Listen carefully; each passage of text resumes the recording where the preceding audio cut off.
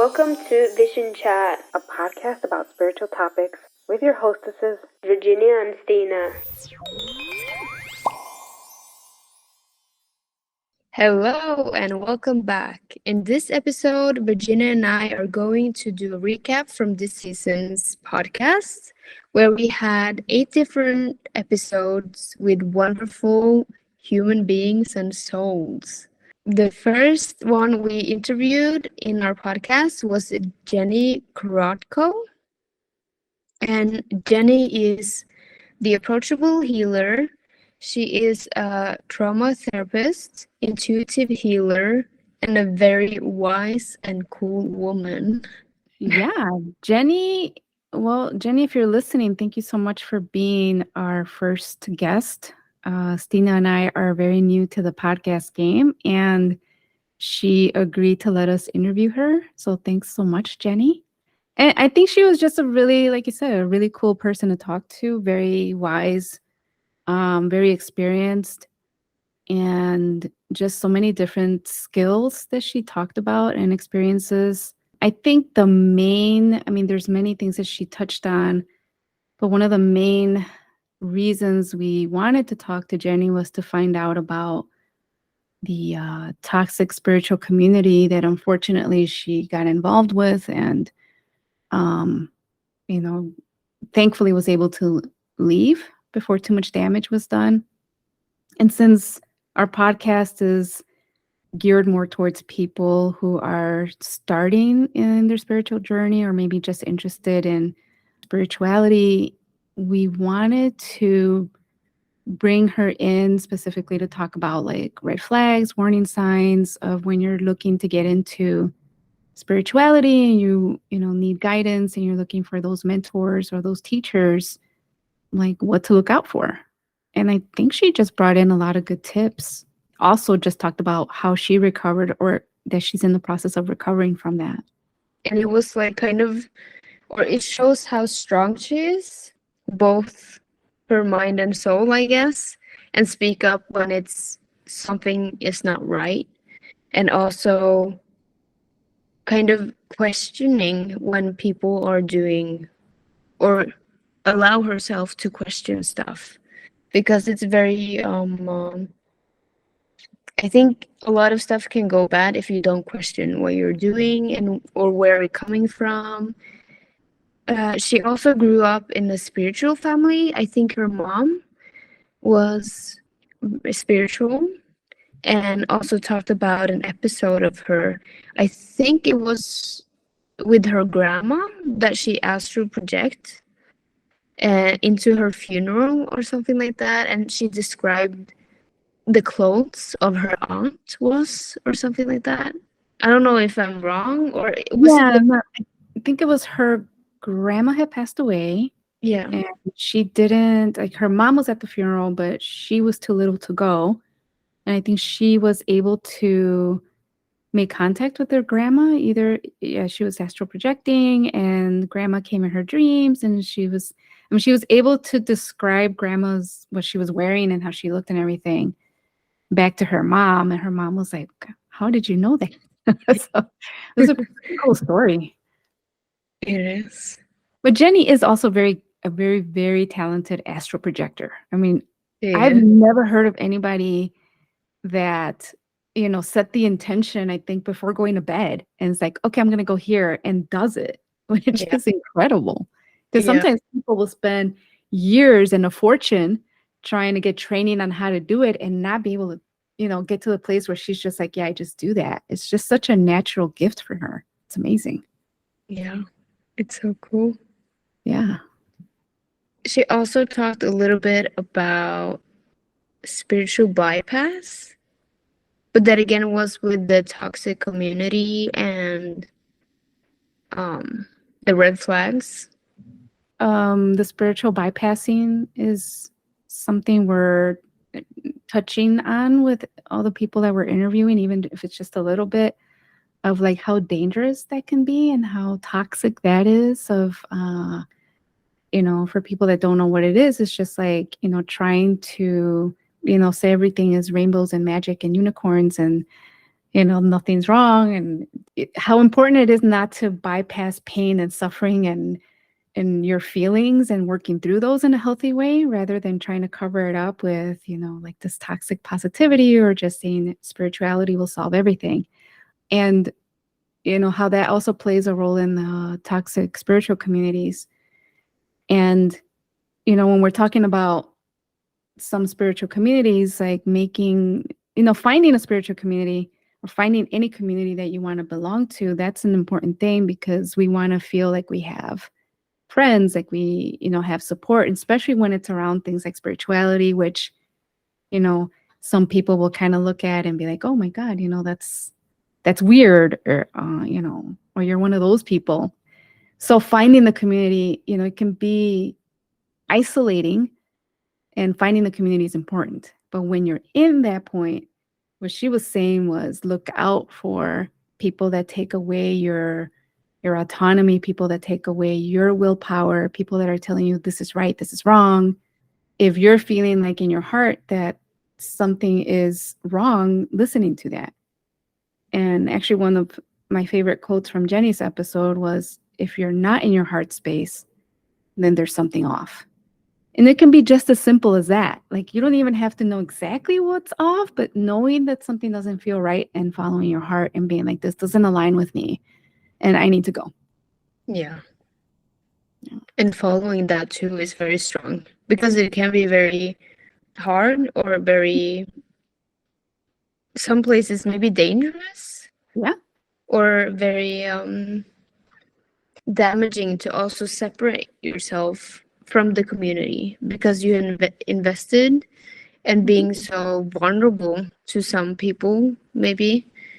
So it's a process too to kind of get away from it, I guess. Yeah. And that's why we want to ask Jenny back. So hopefully we'll have another episode where we just talk specifically about, red flags for these type of communities, what to look out for. Because like she said, when she was looking, she did her research. Yeah. Website looked great, very professional looking. Everything looked like it was in order. All these boxes were checked, and still it turned out to be very damaging and not a good place. So maybe we can have Jenny back and then we can talk about, what are those red flags, what to look out for, how to make an escape plan, that might sound dramatic, but, it could be kind of hard if you're really in it. Like, how do you start to make your way out? And it could be just as simple as not showing up, or maybe more complicated, depending on how invested you are and, just how deep you are in it. How do you start to work your way out? And then what the recovery looks like. So after that too, like, what do you do to start to heal from that process? So yeah, we'll have a part 2, hopefully. Yeah, I hope so. Yeah. Whoever is interested, wants to hear a little bit more about Jenny's experience, can touch base on in that episode. Then next we have Erin Deidling, dear friend of ours, very amazing psychic teacher, therapist. And her episode was really interesting too because she works in a lot of like medical terminology, medical skills. She's not a doctor, but I've always told her, like, if you had gone to medical school, you probably could have been a doctor. She has a lot of knowledge. And lately she talked about what she's into lately, which is DNA and just working, medical DNA knowledge into like the psychic and spiritual knowledge. Very powerful empath, energy healer, just a lot of gifts that she has. Yeah. And in that episode too, she kind of touched base on some of her but experiences where she was, or her gifts, or that she was so sensitive against to, or picked up on stuff around her energy wise or intuition as well. And she talked a little bit about her brother when he was in his crib, and she had a feeling like, or intuition, that she had to take him out and then go outside, and there I think it was a storm or something like that, or a tree kind of fell into the window, and the window kind of crashed all over his bedroom, and it was by luck or her intuition that got him out instead of him being there when that happened. Also, that she picked up on stuff when they moved or in one of her houses or homes, where they moved to, and she was picking up stuff and she didn't really know why she was picking up this maybe dark energy, I guess, and describing it to her mom and stuff like that. But it all made sense when she found out from others that they were living in a murder house, or there was a lot of traumatic experiences or stuff that has happened before they moved there. And yeah, it's just incredible how in tune she was to all of the stuff, like the energies around her. Yeah. Yeah, she had I think, some very dramatic stories. Yeah. Examples of, being in touch with her intuition, being in touch with her guides, being in touch just with her other senses to be able to like get out of some really dangerous situations, and just being so young, but being able to listen to, you know, her heart, her sense, and acting on it. And a lot of times I think we don't act on some of those, like, oh, I knew I should have done that, or I knew I should have gone this way and I didn't. And but she had one of the most dramatic stories I've heard of. Like, Yeah, me I too. listened to my senses and I got out of there. I got my baby brother out, and then this happened. Crazy. It is. Yeah, but pretty amazing stories. That's a really good episode to go and listen to. One of the quotes that I really liked from hers was just how she talked about listening to the tissues with your heart. And, that's so empathetic of her, so heart-based, and just being someone who has received energy healing from her in readings. She is really incredible. I mean, it's like you can feel the energy when it comes to just healing different parts of the body, and really incredible person to be in touch with if anybody's also interested in doing any kind of work with her. So yeah. And she also explained about like the difference, what is yours and what is other people's stuff. yeah, Because it's very easy to kind of taking other people's energy, and then you're sitting there and like, why am I so upset? I don't really have a reason for it.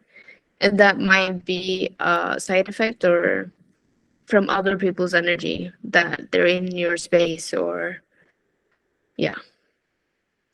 and if I'm remembering correctly, she also talked about toxic spiritual communities. So Yeah, I think so too. Yeah. yeah, it was school that she went to. So that's another really important example that she gave about connecting with certain spiritual communities that weren't in alignment with her truth, and just her experience with that, which was also similar to Jenny's in some ways, but along the same lines. So she's another episode here that you might want to listen to if you're interested in learning more about that. So the next one we had on our third our third guest, An-Magritt. She is an EFT therapist. This episode was in Norwegian, since I speak Norwegian too. We spoke Norwegian, but we would love to have her on an English episode. And here she talks about how EFT works, what you can do with it, how you're using it, and also a lot of different people. You can look on YouTube, you can search up or find people that has very good information about this, but she's very skillful as well. And I think I would say, from my point of view, that she is very intuitive. I know you think so too, Virginia. Yes. And that she has a lot of abilities that and gifts that she may not know herself. But yeah, we talked about how EFT kind of helped her getting through her chronic fatigue syndrome, or it is called, we call it in Norway ME, and that you practically can use EFT for everything. If you're nervous, if you have a higher type of anxiety over something, if you have some trauma or different fears, I guess. I mean, I'll just speak personally again. I wasn't here for this interview because it's in Norwegian, but we're going to talk to An-Magritt to see if she would agree to do one in English. I experienced An-Magritt as an EFT therapist because I received EFT therapy from her, and it was amazing. She's very intuitive, but I almost feel like she's tapping into like guides. I don't know if they're like her healing guides, angel guides, but it's almost like, she would, I don't know how she did it, but I could see that she was in communication with a higher power because she would get information to help me through specific parts of like the therapy. Like she would just say certain things or like tap into certain things. And I was like, wow, she's like on point, but I could almost see it, like as she was doing it, like she was getting downloads or something, It's hard to explain, but it was just like, it's a very powerful experience. I think she's a very, very gifted person. I don't know if she's aware of it, so I might ask her. She's very intuitive. And just a great therapist out in Norway. So if you need an EFT therapist in Norway, we highly recommend An-Magritt. Yeah, we do. All right. Next, we had Sara Bueno, otherwise known as the Wounded Healer. She is a therapist, aspiring witch, rock star, and she has her own podcast, which is very successful. It's Conversations with a Wounded Healer. It's been on for quite a while. And actually, I think it was through her podcast that I started tapping into like my own interest in spirituality. So I don't think I mentioned that. Yeah, I don't think I've talked about that, but that it was through her podcast that I started becoming more interested in that. And actually, Sara is a very gifted therapist. And I know her because I think our first jobs out of grad school were at the same place. So we both worked at the same place at some point. But she's an amazing person, very gifted in her own right. Talked about her childhood experiences and like in the church setting and using her voice, the gift of her voice, the power of it, and singing and how healing that was and how she connects to spirituality through her voice. And I want to also say just a very, how do I want to say this? Just very aware of like biases and very aware of being conscious of using her power and her voice with people. And I mean, just to give you an idea more of her personality, one of the quotes that I loved, I'm going to curse here, so sensitive ears might want to be covered right now. The quote is, "I just want to fucking raise consciousness." And that's just who she is. She's edgy, she's loving, she's powerful. I can't say enough good things about her. Yeah. She's like, I feel like she's a power woman or a powerhouse. Yeah. And you can feel her presence. Yeah. Even though we did it on like over virtual. Yeah. Yeah. Like, yeah. I love it. And she did talk a lot about what was the I can't think of the word. She's an advocate, she cares about equality. She cares about social justice. She talked about racial injustices and her work doing that now. She did talk about spiritual bypass too, didn't she? I think so, but I don't remember 100% specifically. But yeah, there was some around it. And she also talked about that she came into spirituality a little bit later in life and not just being born and being like, oh, I'm spiritual. And how the process of losing both her parents and then opening up to spirituality and healing, made kind of her free again, I guess, or that you have usually people that is spiritual also have an awakening or a dark night, as they call it. I think so. Where you go through something traumatic that is kind of forcing you to crack open or looking for other ways to heal other than what your doctor can give you, in a sense, I would say. And it's a very interesting story. She talked a little bit about how people can interrupt or like interpreted how you can interpret words. Some words can seem, well, she used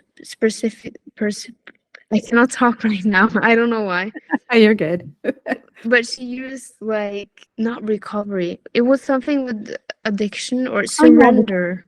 yeah. And she was talking about Surrendering. the 12 steps and AA. Yeah. recovery. Yeah. And for some people, surrender will maybe seen or heard as something bad, but in the 12 step, that is something very beautiful and very necessary.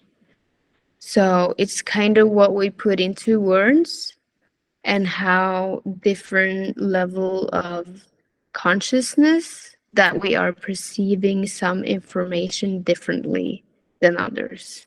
Not that people are stupid or anything, they just haven't got the wisdom yet to perceive it in a different way.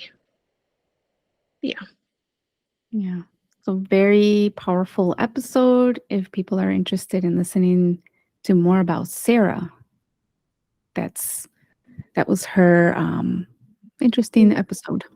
It was. Powerful woman. Yeah, she is, definitely.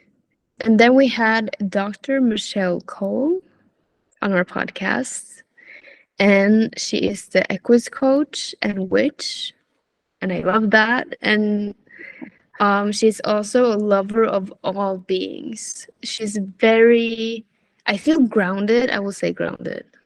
Yeah. But yeah, Yeah. that again is my personal view. She is in touch with animals. She used them in her therapy. Mm-hmm. And she loves being out in nature. And she kind of, I feel like she told us this amazing story, how she went from, did she live in Chicago? Not Chicago, California? I think so. I think she's out somewhere in the West Coast. Yeah. And then, because when she was starting to get into spirituality, she felt like it was too much, and then she kind of manifested her own ranch. I think she was in some place like Los Angeles, like a very busy city. So like when we're talking like she was out like in this really loud place, that's where she was. Yeah.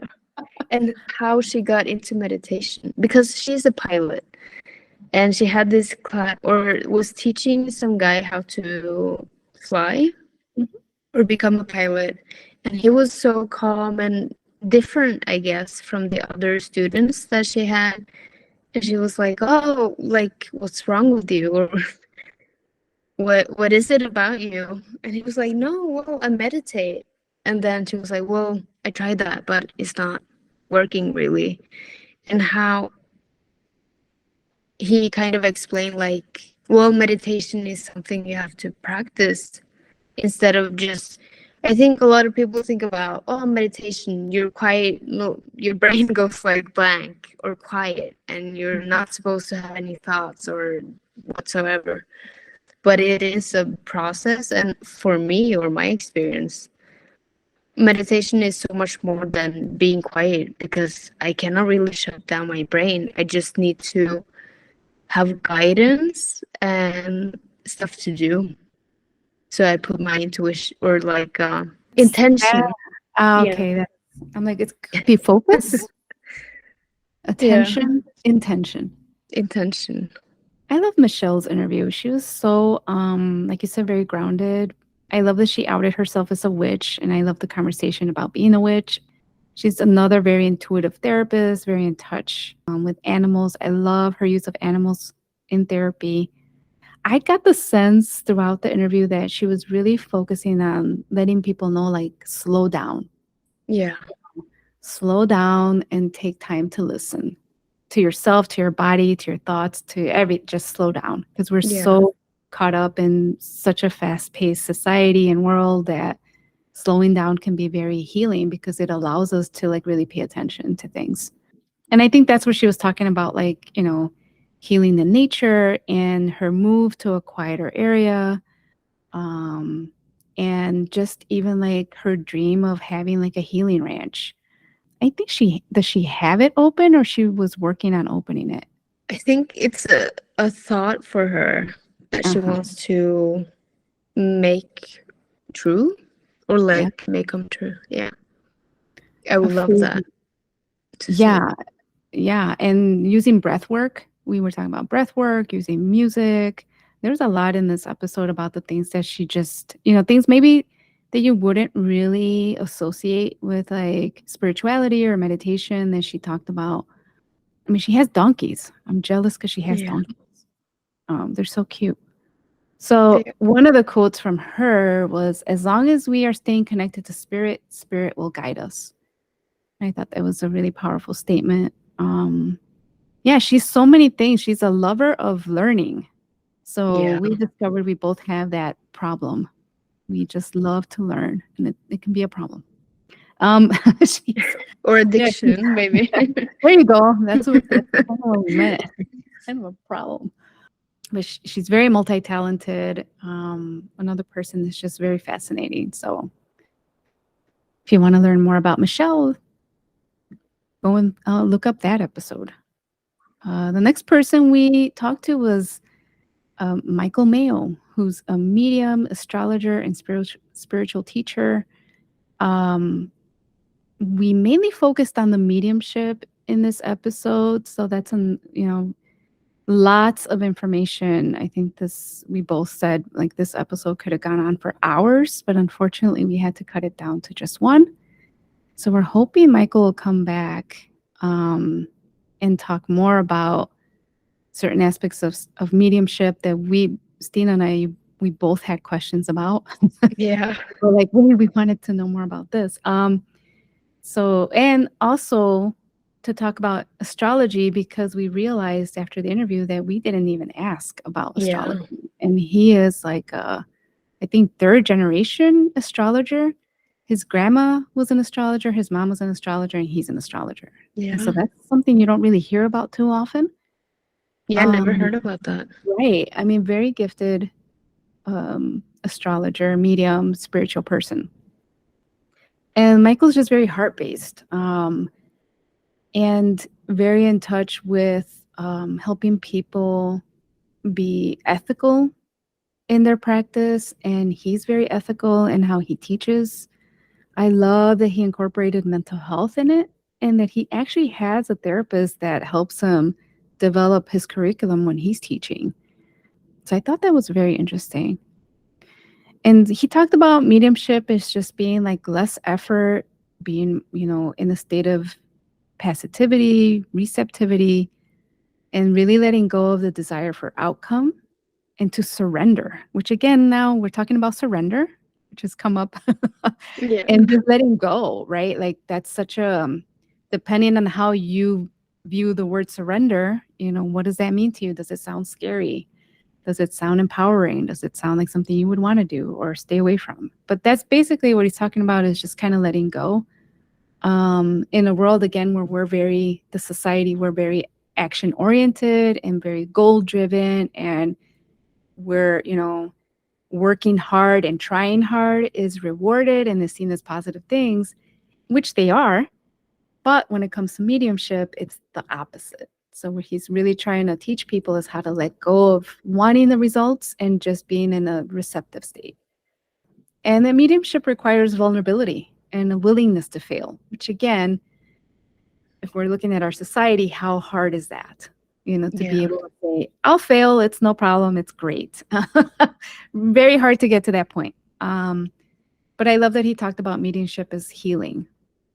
So very, very, again, interesting conversation. I felt like I was taking a class. I was learning as we were talking. Yeah, me too. And I loved how he also explained how many different type of mediumship that he has done to kind of be where he are today, and that he kind of takes out the gold nuggets from maybe all of the different types of mediumship to help the ones that are doing his training to get very he meets the people in a good way, I guess, or it's easier to kind of do it, I guess. I don't know where I'm going with this, but I remember I haven't taken classes with him as Virginia has, but I bought like a meditation that he had on his website, and just like taking it all in and how relaxed and in tune you are when you receive the meditation from him. And he have kind of put it together very intentional so that everybody can do it and kind of experience the same stuff, or being able to experience something, which I think that must be the hardest task of a teacher, to reach out to so many people and opening up and being able to share that wisdom or experience. Yeah, I think the recording you're talking about, or the meditation, is the sitting in the power. Yeah. Which they talk about. It's something that I think different mediums talk about. It's the same thing. It's sitting in the power, but it's just like a grounding meditation. But he does it in such a way that, like, I think when he was even talking about it, I was starting to feel like I'm going into meditation, because there's something about his voice, something very soothing, that it's very short. How long would you say that meditation is? Like 3 minutes or less? 5? Oh, I thought it was 20 minutes. Is it? Okay. He might have a longer one, but there's a short version of that where okay. it's like, I don't know, it's maybe 5 minutes. And it gets anybody at any level. You don't have to be highly experienced with mediumship. You can be beginner. You could be highly experienced. It doesn't matter. You get to the same place in the meditation of just being very calm and open to just receiving messages from spirit. But I do like that he talked about neutrality in a way of, like, being in a place where you're not reacting to the reading when you're doing mediumship, where you're not reacting to things, but you're in a calm, neutral place so that you can deliver the message to the person that you're doing the reading for. Yeah. Which brings us to, I think, the topic that you and I both were like, we need to know more about this, of like, fear is optional. Yeah. And you can have, the way he explained it was, you can have a surprise reaction, you can have a startle reaction because you're not expecting things to happen, or you're not expecting to hear noises or something moves. And it's okay to be startled, but he said that fear is optional. Yeah. Blew my mind with that. But he's really saying, like, it depends on our state, our minds, our filters, like where we're at. So if we're not in a good place, then we're going to have a fear reaction to something that maybe there isn't anything to be afraid of. Whereas if you're in a good place and you're feeling positive and you're feeling great, you have the same noise or something happen and you can be like, oh, that was just that. Nothing to be afraid of. So I thought it was very interesting. There's 2 quotes by him that I really liked. I couldn't just pick one. So one of them is, there isn't anything you have to fear from the spirit world. It's always been love. And life after death, like love, is eternal. And I just thought they were very beautiful quotes. And I mean, he talks about doing a number of readings and channeling messages, and he has never, ever, ever been in fear. And he has never, ever, ever like felt the need to like protect himself in any kind of way from any negative, dark, evil forces, you know, which again, I find fascinating. Because I'll just speak for myself. I mean, I personally have seen some dark stuff and I get scared, you know, but I just like, he's in such a place of love and high vibe, I guess, high vibration, that he's not even in contact with any of this other stuff. So I have questions. So I would like a follow-up episode. So hopefully Michael will agree. Yeah, I hope so too. It will be lovely to have him back. And also the way he talked about mental health, Yes. where you should be. Maybe some people are seeking spirituality to kind of heal stuff, but it's as equally important to seek out therapy as well, while you're doing it, because you can evolve spiritually, but if you haven't evolved mentally or dealt, I don't know, deal with your traumas for your body too, then you might still have patterns, or it will limit you if you don't really do both of the work.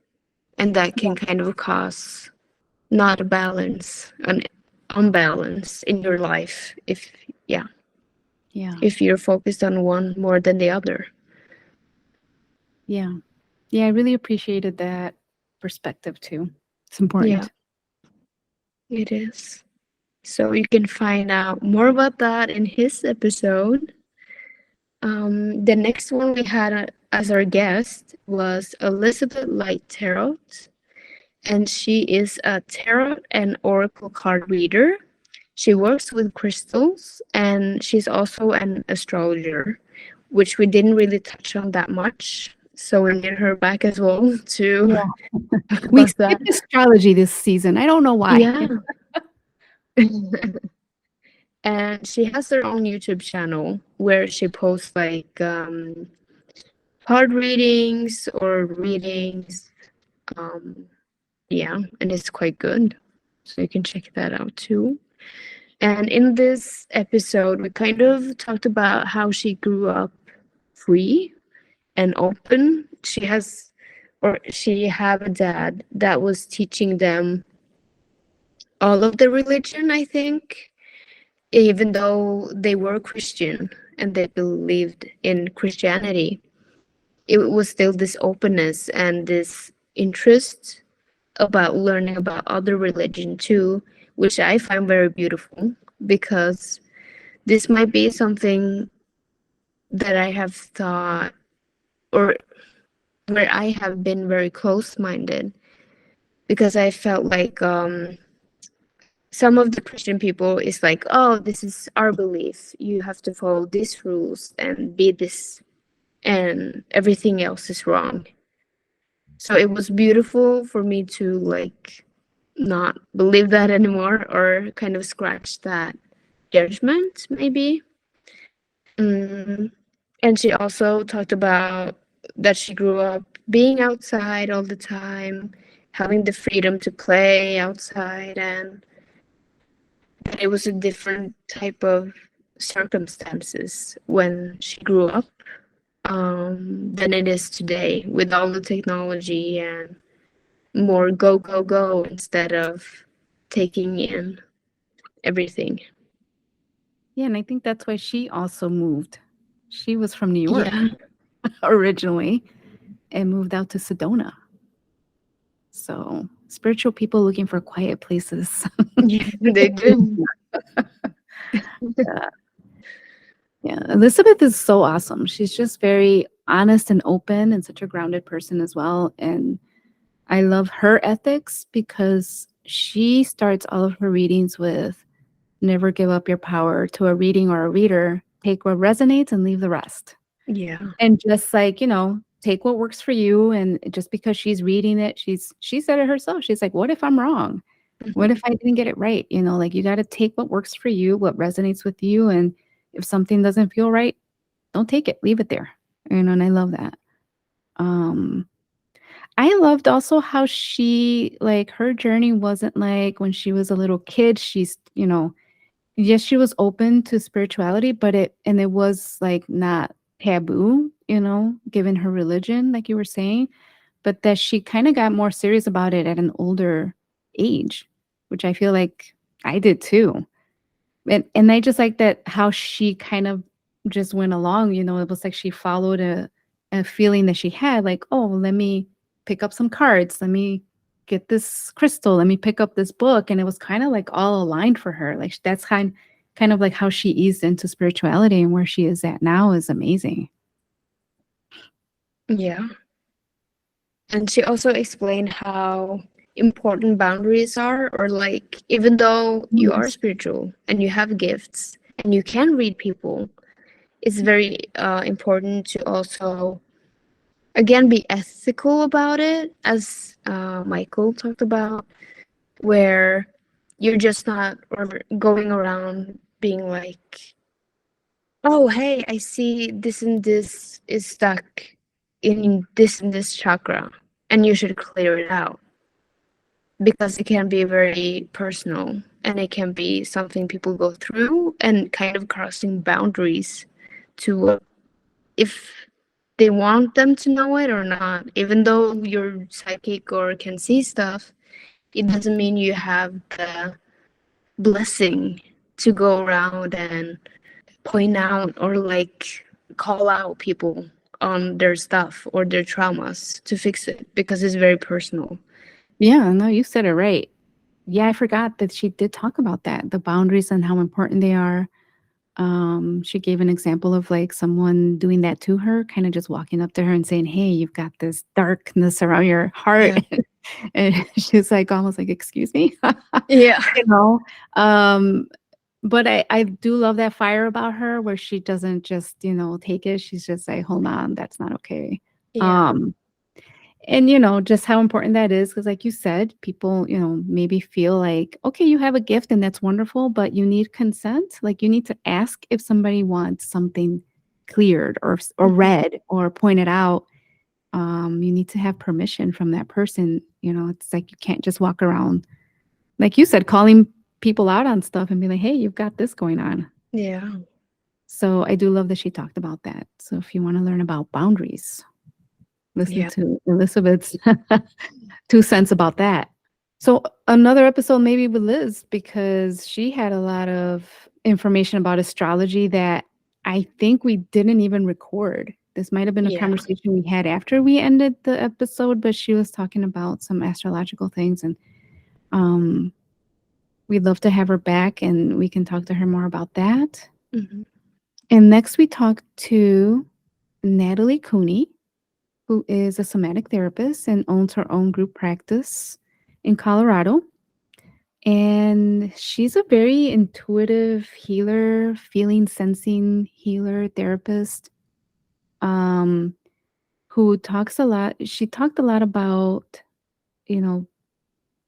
something that she called original goodness or the original design, and helping people kind of get that being at their core, like their original goodness and original design is at their core, and helping people getting back to that, and working through those layers, and just talking about how that can take years. It can take years to build up trust with someone to be able to work on that, but that's kind of where, she felt and sensed like what was needed in therapy, and just how she used her intuitive powers to be able to do that. I love this interview. Very light, very, very gifted, talented, person here who just is also just very loving and talked about nature and animals and magic. I loved her talk about also where she came from. And she was also from a very religious background and grew up Christian. But the Christianity that she talked about was very interesting because this is something I didn't even know existed.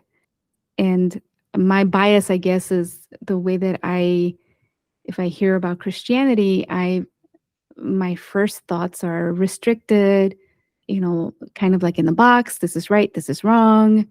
If you don't follow this, this is going to happen, very restricted. But the way that her Christianity was very different. She talked about it being magical and there being a lot of mysticism and feminine energy and divine feminine. And, how sad it was for her that in later years, when she kind of came back to Christian practices, all of that was gone and it was taken out. And she was just, I think, talking about how fortunate it was for her to have grown up with a different version of that and still very in touch with it, but just in her own way. And just how simple, magic can be, that you don't need to spend a lot of money or take a lot of classes or do a lot of training. You can make a, pot of tea and that could be magic. And yeah, it was a very lighthearted conversation and I just loved her energy. Yeah, it was an amazing episode to listen to. And also, like, I remember you guys talked about how to be present too and taking a walk outside and the difference between actually being present when walking, looking at nature and stuff like that, or being on your phone, taking a picture, oh, I'm walking outside, and then coming back and was like, oh, this didn't really help me. Or, yeah, if you're kind of present or not has a lot to say. Yeah, about healing and just allowing yourself that opportunity to heal. And one of the quotes that I really liked is that she said, pain is medicine. When we can feel it and we can integrate, we transform. It's like, wow. And here's another one. She had a lot of quotes and I was trying to narrow it down to one, but I couldn't. So the other one that I really liked was, trauma kicks the door open. It breaks open how we see the world and our belief systems. And once that happens, we can't go back. And by that, she just meant, like, I think with a lot of, something in common that the people we've interviewed in general have is that there's been some kind of trauma or crisis. And from that trauma or crisis and being in that kind of pain, like she was saying, you kind of then have to connect to spirit. You have to connect to something else to help you through it, help you survive it, and help you heal, because it's so painful and it's so difficult. But I want to say most of the people we talked to started developing more of their spiritual gifts and really intentionally doing that because of some trauma or a crisis that they were going through. And I think that that's something that, maybe we talked about a little bit, but not too much, just the specific traumas, but that it kind of came from a place of like, okay, now we need to find something to heal. Yeah. And the reason you weren't in that episode, in case anyone's wondering, is because you were healing. So Yeah. you were in the process of healing, but you're okay now. So thank goodness. Yeah. But we really missed you in that episode. So yeah, I think that was pretty much it. Then we end our season with Natalie. Yeah. So check out that episode. Very lighthearted, very beautiful episode, and very beautiful person that we interviewed. So to wrap up, we want to thank everyone for listening. Thank you to our subscribers. Thank you to people who are listening. Special shout out to Shar, who is Yes. a very excited supporter and always has been every step of the way. We have many wonderful supporters, but we just want to make sure we say hi and thank you to Shar. And hint, hint, wink, wink. Maybe you can be a guest on here too. We haven't given up. Yeah. And then we kind of just want to extend an invitation to anyone that wants to reach out. Like if you have special requests, send an email. Can be either to Stina or myself. Stina at visionofprofoundhealing.com or Virginia at visionofprofoundhealing.com. Send us an email if you have people that you think we should interview. Any special interest. Thank you to our international listeners. I apologize because sometimes I feel like very US centered and I forget we actually have international listeners, obviously. We do. And it's like countries I didn't think would find this episode or this podcast, but we do, and that is beautiful. I love it. Amazing. So Yeah. thank you to everyone everywhere. We hope that you will continue to listen, and we have some very exciting guests for the next season. Yeah. So thanks everyone. Yeah. Thank you, Stina. Thank you, Virginia.